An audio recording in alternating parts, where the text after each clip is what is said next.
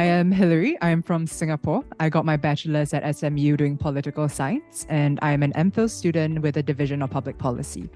I am also an Asian Future Leaders Scholar. I will touch briefly about that. That's another funding support USC has for our postgraduates. So this program actually supports both top postgraduates and research postgraduates as well. All right, so a fun fact about myself, I actually transferred from a taught postgraduate program to a research postgraduate program.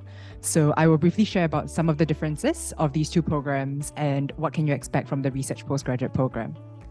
So my first experience with a taught postgraduate program, basically they're more course-based focused. There were very structured assignments, seminars, etc.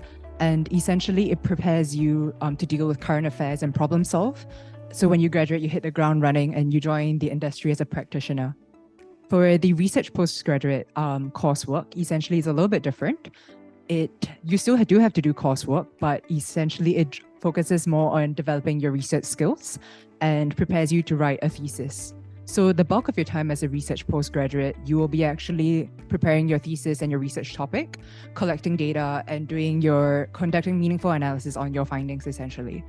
And these two, it's important to know which program suits you best because you need to know what your end goal is. So one of the reasons why I switched towards a research program was because I did want to consider pursuing a PhD in the future, and a research postgraduate degree with an MPhil at USC would better position me for future opportunities at PhD level.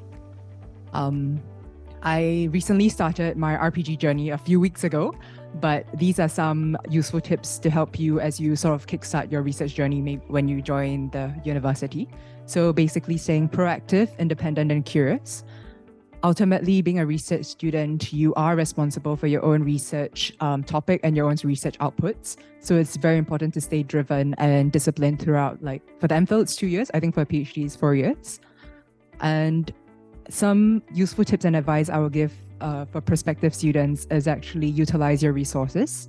So what that means essentially is how we'll have these different talks after this session. So go to those talks, talk to the faculty, and talk to your professors so you can identify your interests, research interests early, and prepare your research proposals and your personal statement.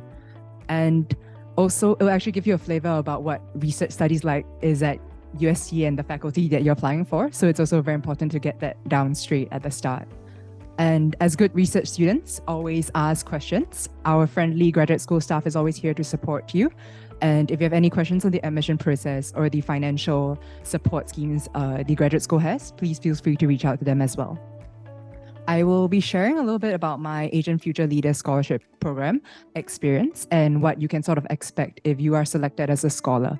So the scholarship program basically focuses on building bridges across cultures and making a positive impact across East Asian countries. And the scholarship has a few components to it. So the first component is actually the financial support the scholarship has. So it covers tuition and provides some allowance during your entire postgraduate journey here at UST.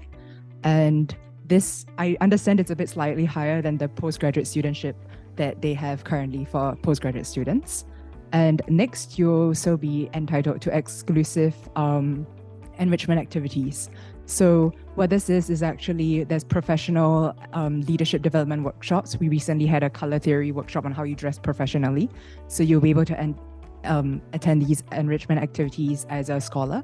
And the last thing is that you actually get to participate in the summer program held by the Baishan Institute. So this summer, we actually had the program in Tokyo for 2 weeks.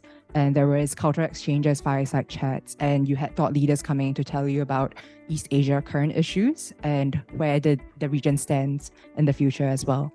So if you are interested in this program, please feel free to apply. And if meeting like-minded peers that want to make a positive impact on the future of the East Asian development, the message resonates with you, I do strongly encourage you to find out more and apply for the program as well.